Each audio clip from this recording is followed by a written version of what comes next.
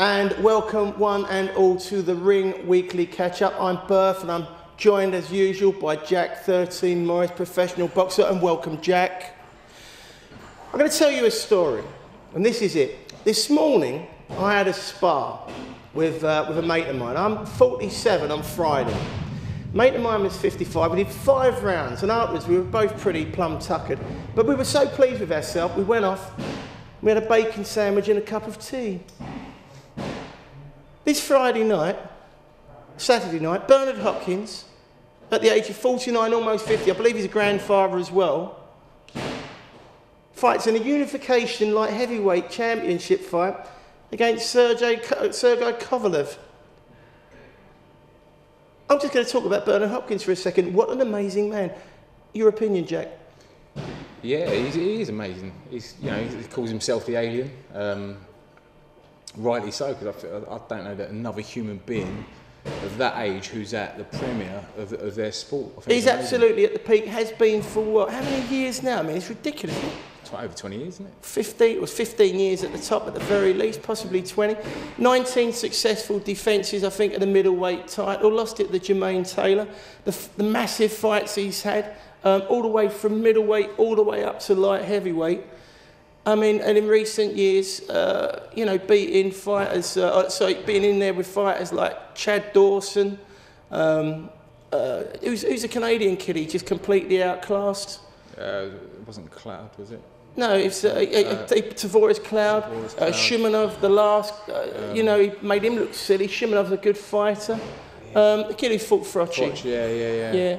I mean, but the point I'm trying to make is every single fighter that's been around for the last 15 years that you could, of any note, he's beaten the lots. Yeah, and if he hasn't beaten him, he's come pretty close. He's come pretty close. My question, though, about this lad at the weekend, I think this is going to be one step too far. I think that this lad, Kovalev, I think he's the real deal. And I think it's the first time that your man Hopkins has made a misjudgment in quite some time.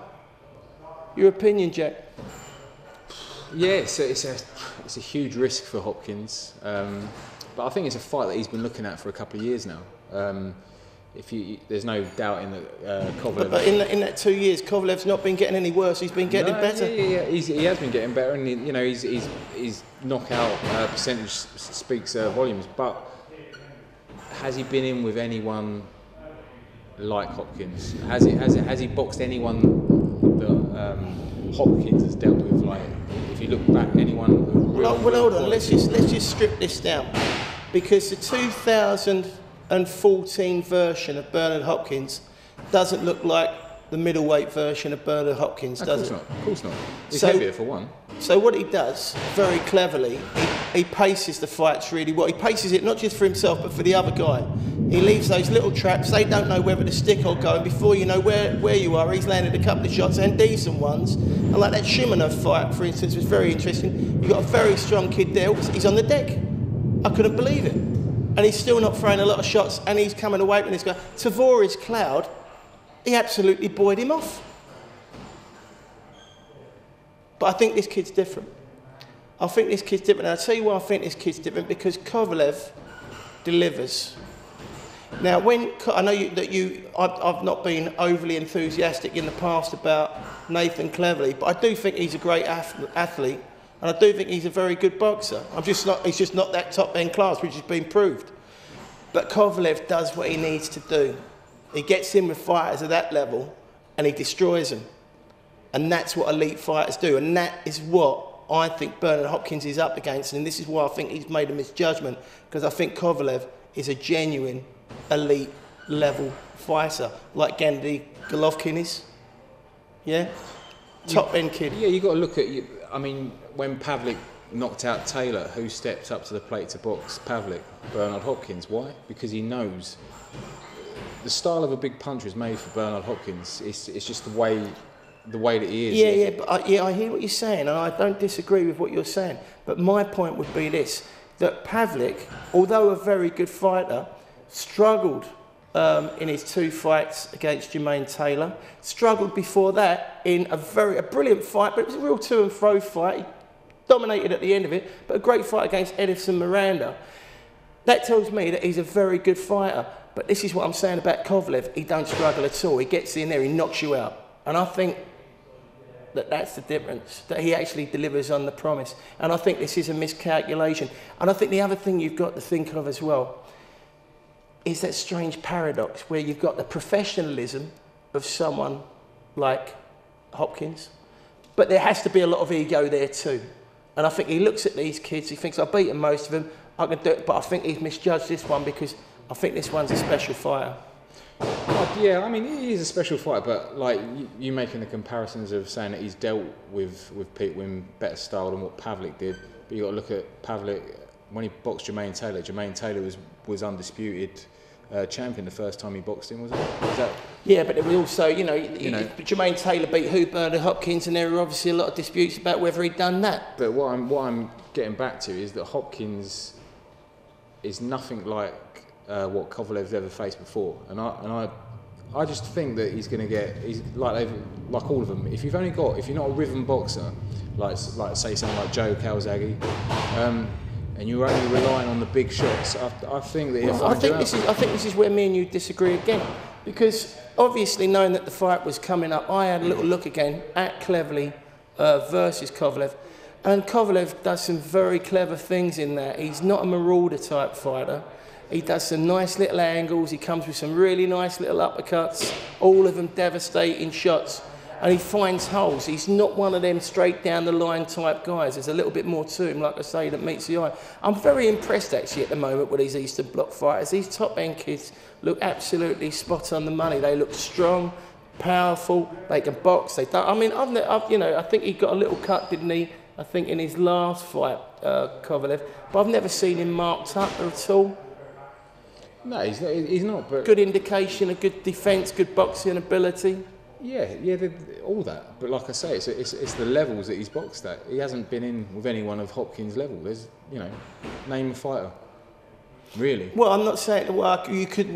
How can you compare anyone to Bernard Hopkins? Really, I mean, he's a unique fighter. I'm not taking anything away from the man in that respect. I just think he's run out of time. That's what I'm saying. I think he's run out of time. This fight, maybe 5 years ago, a different fight, but I just think he could very well be caught out this Saturday night because this is a man who's 49, almost 50. Yes, a unique fighter, but he's got to get old in one night, hasn't he, Jack? He's got to get old in one night. Of course, it gets old of everyone, but I think that he's bright enough to realise whether his body's able to do it. I think that is a very good point now, because let's talk about how this fight rolls through, because I think he's a very intelligent man, a very professional man, and in the past quite cynical because of his professionalism. I could talk about the Chad Dawson shoulder injury. You could talk about when he fought Calzaghe and he was trying to say he'd been hit low and all this sort of bits, when you could see the truth was he was knackered and he was just nicking, and he does it. He's not above doing that, is he? No. I mean, my personal feeling, I'm going to go out there and say it, I think that this week, I think he finds a way to get out the fight.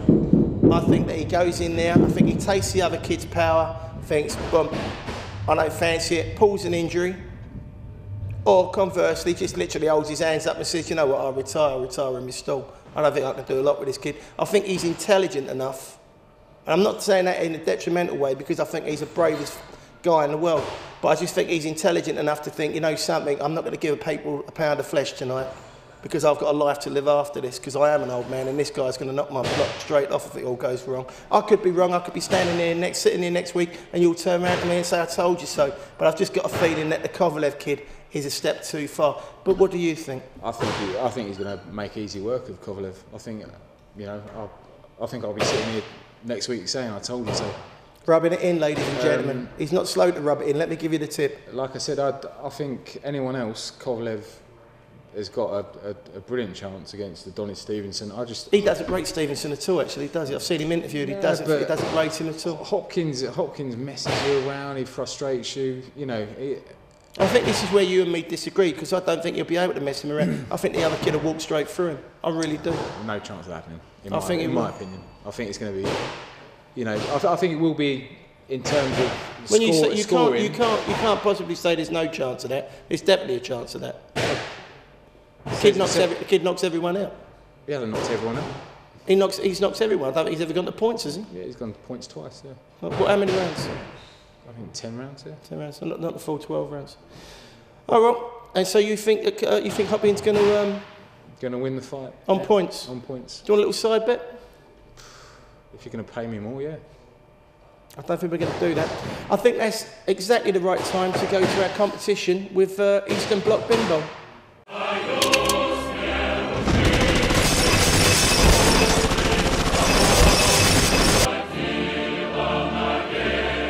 Hello everybody, I'm from the Eastern Bloc.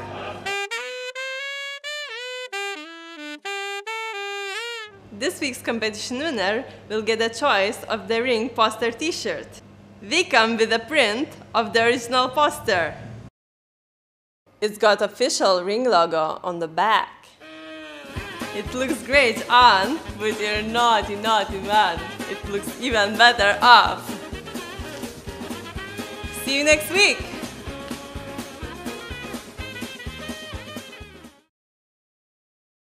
Well, there you are, Eastern Bloc Bimbo. Out of respect for young Kovalev. Question. What is the question? No need for a question. All you've got to do is go onto the ring1910.com website, join our blog, and post your comments underneath this film, and then we'll put your name in a hat and we'll contact you if you've won the t-shirt. Okay, so just to wrap up on the thing, I personally, if you're putting a bet on this weekend, I think the Hopkins is the bet, but I think I'm going to put a bet on for Hopkins to get stopped. I know it's controversial, stopped before the halfway mark. I think this kid's going to come out. He knows he can make a big statement if he does him early. I think Kovalev's going to turn up. I think he's going to go for it.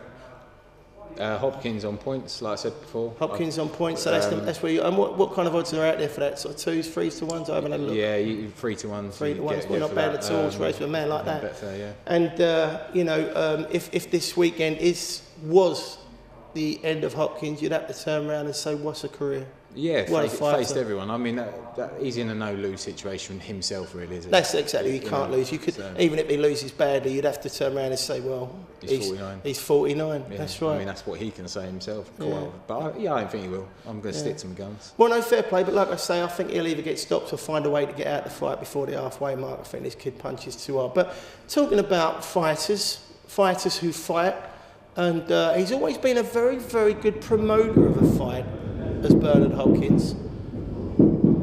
Let's talk about a fighter that's not doing particularly much to promote his fight, and that's Chris Eubanks Jr. I can't believe that this is happening. He's not turning up at press conferences. Someone like Frank Warren, who must be depending on this to pull in loads of subscriptions to Box Nation, has got half of a quarter of his main event, doesn't even bother to show.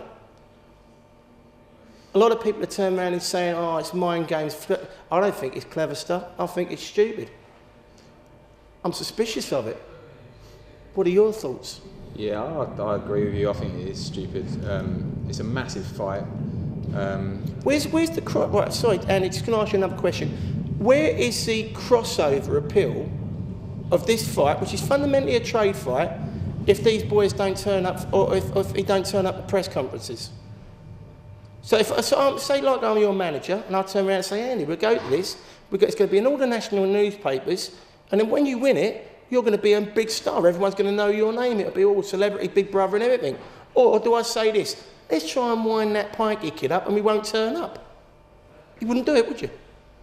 No, I don't think it's a case of they're trying to wind him up.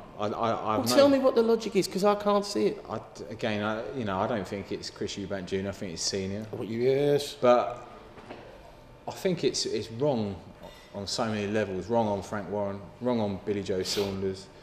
Wrong on the journalists. And most importantly, the people that are paying the subscription. Exactly, the journalists that Chris Eubanks wants them to go down to Brighton to do a press conference. What a load of rubbish. I mean, seriously, what a load of rubbish. I've never heard anything like it in my life. But I'll tell you what I think's happened here. This is my personal feeling. When this all kicked off, the Billy Joe Saunders fight, Chris Eubanks Jr., fight fell through, didn't it? Right? Then all of a sudden, fight's back on. £250,000, Chris Eubanks Jr. is getting paid, right? All of a sudden, you've got to put 50 grand in an escrow account because if he turns up, my boy turns up, and Billy Joe gets stuck into him, we want that 50 grand as well. And we've got to have a press conference in Brighton. But you want to know the honest truth? Bollocks, bollocks, bollocks.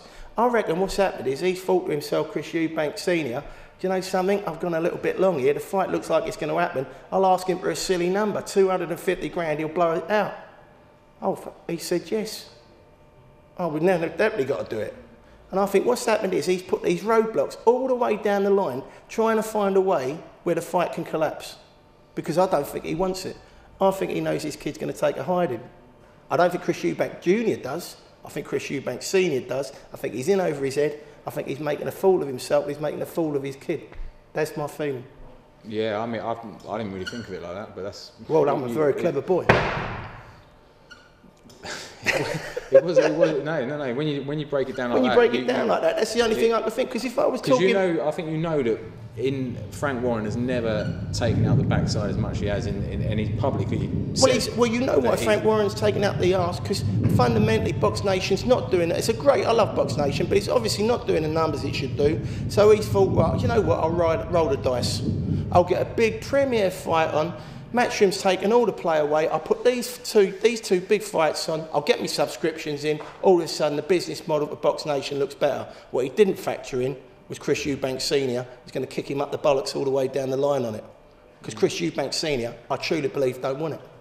Yeah, no, possibly not. I mean, you know, in fairness to Warren, I've got to say that this is a better card or the best card that I've seen in a few years, and that includes any Matchroom show, the Froch Groves thing. That was a great main event, don't get me wrong, but this card itself is brilliant, you know. I think Chris Eubanks Jr. is an incomplete fighter. Now, he's got a much better chance of winning this fight in 2 years' time, 18 months' time. Now, I'm not saying he wins it then, but if those two boys in a couple of years' time were to fight each other 10 times, Chris Eubanks might win it twice or 3 times. This time around, he don't win it once. Because when you're a well-rounded fighter, you can get results. I mean, you look at things like, I remember Corey Sanders would be a good example. How many times has Corey Sanders beat a Klitschko out of 10? Probably beats him once. But if you're a rounded fighter, at least you can beat him once. And we went in and beat him. That's the opportunity of being a well-rounded fighter. That's what being a very well-rounded professional fighter does for you. Chris Eubanks Jr. is not that product. Chris Eubanks Snr, when he fought Ben, was that product. He'd had the gut checks. He'd had the Logan fight. He'd had that squeaky fight. Chris Eubanks Jr. has been fighting kids who don't punch him back, ain't as fast as him, who are put there to lose. He can't win this fight, in my opinion. And I think Chris Eubanks Snr knows it. I think he tried to price him out of it. But all the way down the line, because Warren's in a business position that looks a little bit precarious and a credibility position that's precarious, he's turned around and he said, well, you can have it, Chris, you can have it, you can have it. And all the Chris Eubanks Snr said, I can't get out of it. So that's my feeling. And when I'm turning around and saying, I'll be surprised if he turns up on the night, I'm just waiting for the next Chris Eubanks Snr ploy to try and wind everyone up to kind of blow it out or get rid of it. I think if he does that, his son's finished on a promotional... Well, this is what I'm saying. Think, you know, he will turn up. Well, and you know, he has to turn up. If it does go that way, right, there's a lesson right there. That's why, you know, good managers I'd never get involved with family, for starters, in my opinion. And obviously, you know, don't do if you're not up for doing the business, you haven't got that kind of wherewithal to do it, then don't get involved. I mean, like I said to you, I think early rounds it is a 2-horse race. I don't believe that he's just going to get blown out and he's he's going to look like he belongs there for a couple of rounds. I do believe that. Do you know what my personal feeling is? I think he comes out, he probably does go for it, but I think Billy Joe Saunders, who I've said it, I don't think he's the strongest kid in the world. And, you know, in fairness to him, I think he says the same thing himself about when you compare him with people like Golovkin. But he's out the whip, he moves brilliantly. And where the other lads been punching living daylights out of lads on the ropes, he's not going to stand there. And in the interim, while he's trying to throw shots, he's going to be taking them back too. And the further down the road it goes, the more punches he'll take. Well, that's exactly what I'm saying is later on. But first 4 or 5 rounds, I think you're going to see quite a competitive fight. Well, as you should theoretically see between 2 very, very super fit young men. But it's just, I mean, I'm obviously what I'm spouting here in my sort of conspiracy theories, but it's just, you know, as a promoter and as a manager, I've been watching Frank Warren. I can see the exasperation on his face, and obviously this is a much bigger scale than anything we've done, so I can't imagine the pressure he's under. And I look at Chris Eubanks and I listen to some of the things that he said, and it's like, it don't add up. None of it adds up. it certainly doesn't add up to psychological warfare genius. No, I know what you mean. It's like he's almost trying to wind him up so he pulls the plug on it himself. Yeah. Very strange, very strange. Well, I suppose we'll find out, because we've still got, what, 3 weeks to go till that show. A little bit over 3 weeks, and it's going to be exciting to see what happens in the next 3 weeks. Just a slight aside. In the last interview that I saw with Billy Joe Saunders, I think for the first time I saw Billy Joe Saunders actually just look a bit exasperated. Didn't even look angry. No, I think he's... Jimmy Tibbs, I think, said in the press conference we didn't really expect him to show. Yeah. They kind of, it's... they're saying mind games, but I think more likely what you said. It's they're doing everything they can to maybe get out of it. I don't know. Or not necessarily junior, but senior. Senior, definitely. And I don't think, to be honest with you, I don't think you could get to that kid, Billy Joe Saunders. He comes across, as a sharp kid. I don't think he's out of his depth with this thing at all. No, he's I think he's training for a fight, isn't he? And I think he knows if Eubanks pulls out, he's gonna fight. He's got his world title fight. He's got his world title fight. He's in a really good place. Yeah, it'd be interesting though if and if the Tyson Fury Chisora fight fell through again, you wouldn't want to be Frank Warren. Well, no, I don't think Frank Warren will want to be Frank Warren. No, well, we'll have to see what happens. Okay, so just summing up then, Jack thinks Hopkins at the weekend, so if you want to put your money with Jack, and in fairness, I think over the last couple of bets he's done a little bit better than me. I'm turning into the Jimmy Hill of boxing. A bit contrary, but I do fancy that this weekend. I don't think it really is going to happen for Hopkins again. But he has been a miracle man. There's no two ways about it, and a brilliant fighter. But we shall know next week. And until next week, it's goodbye from Jack 13 Morris, and it's goodbye from me, Burf, and Matt, our cameraman. Goodbye.